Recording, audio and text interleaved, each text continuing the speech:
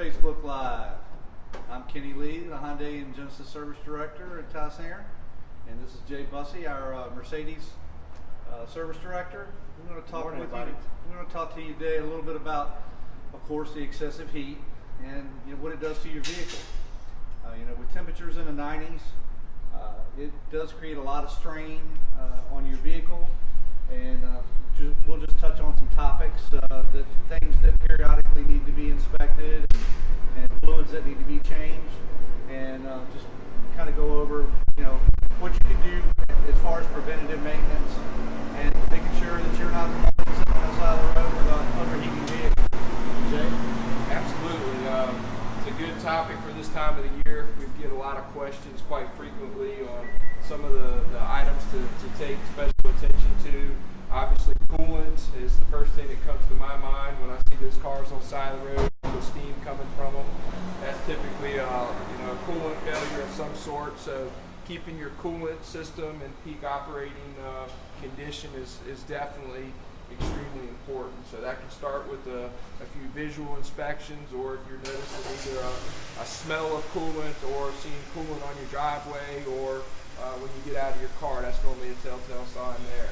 Do you get a light with coolant as well? You do. That's a very good question. I just received a call from a client that has a low coolant light. So obviously the first thing we do is check the levels. If the level's low or they're seeing coolant, then that means we have a leak coming from that sealed system. So that's a very good question. Yes.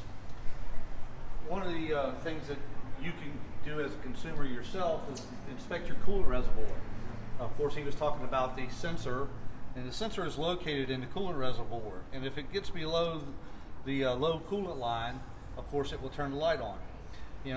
What a lot of people tend to neglect and seem to forget is that belts and hoses are made out of rubber, and they do deteriorate over time. So periodically you need to inspect the drive belts, which drive the water pump. And as you can see in this vehicle, it does have new radiator hoses on it because they have become soft and brittle, which can cause them to expand and explode, and also burst and lose all your coolant, and of course cause your vehicle to overheat.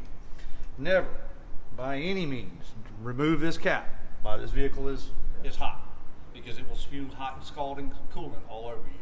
Yeah, and you can feel that this is hot too to the touch. And this vehicle's actually been off for over an hour. Wow.